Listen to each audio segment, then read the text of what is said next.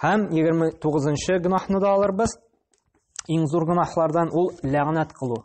Ләгънәт кылу, мәсәлән, ишетәбез бит, берәр кеше бик каты ачулана икән, бик каты ачуын чыгарса, Аллаһның ләгънәте булсын сиңа, анда яки бәддуа кылам сиңа дип әйтәләр, шулаймы? Аллаһның каргышы төшсен сиңа, Аллаһ Тәгаләнең ачуы булсын сиңа, Аллаһның җәһәннәме булсын дип, шундый ләгънәт кылу мөселман кешесенә инде катгый тыелган. Кардәшләргә һәм гомумән кешеләргә инде ләгънәт кылу ярамый.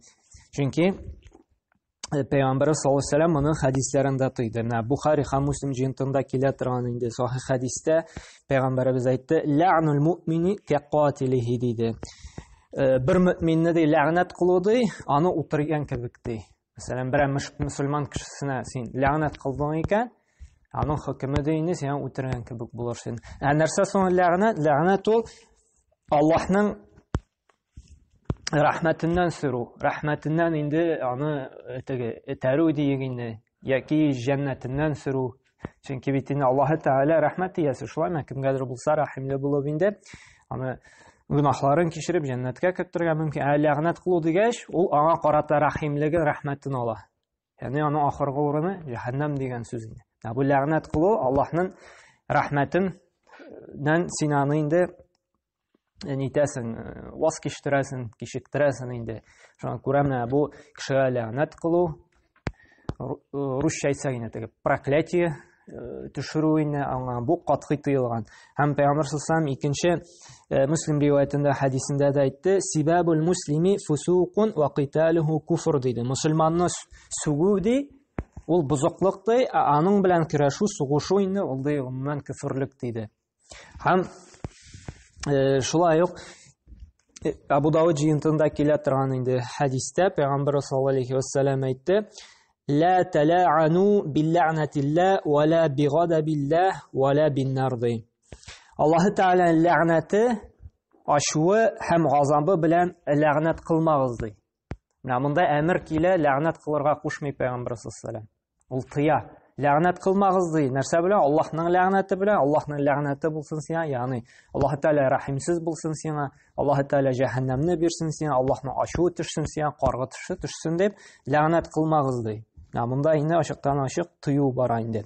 Һәм 4-нче хадистә Пәйгамбәр саллаллаһу алейһи ва сәллям әйтте: "Лайсал муъмину бит-та'ан ва ла-ла'ан ва ла-фахиш ва ла-аль-базиди." Кешеләрне сүгүче ди һәм ләгънәт кылучы ди, фахиш эшле һәм начар сүзле кеше ди, ул ди мөэмин түгел ди. Ягъни мөэмин мусульманнардан түгел ди. Нәрсә ди? Кешеләрне сүгүче, икенчесе ләгънәт кылучы, һәм өченчесе инде фахиш эшле һәм бузык сүзле кеше мөэмин түгел ди. Күрә кеше гамәлендә дә яхшы булырга тиеш, мусульман кешесе гамәлендә дә яхшы гамәлләр кылырга тиеш, сүзе дә аның бары тик матур сүз генә булырга тиеш, теге бузык, сүгенү сүзләр булырга тиеш түгел инде.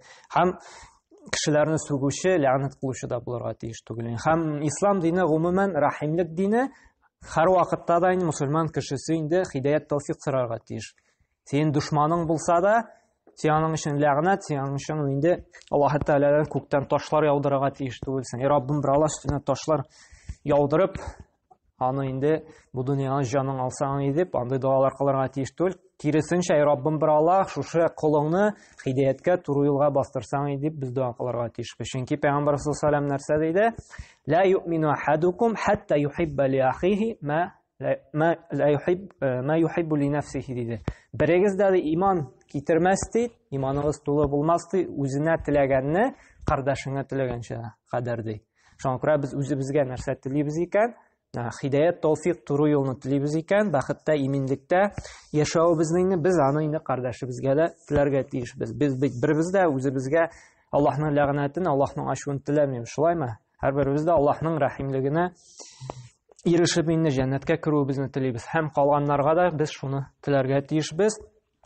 Һәм ләгънәт кылмыйча, киресенчә инде кеше өчен дугада да яхшылыкны гына сорарга тиешбез. Раббым бер Аллаһ шушы бузыклык юлында йөргән кулыңа туры юлга бастырсаң иде, аны шушы намаз әһелләреннән кылсаң иде, иман нурлары белән иманын куәтләсәң иде дип. Була бит шундай кайбер кешеләр күп бузыклык, күп гөнаһ кыла, шулаймы? Хәтта теге дин әһелләре арасында да күргәлибез инде бузык ама.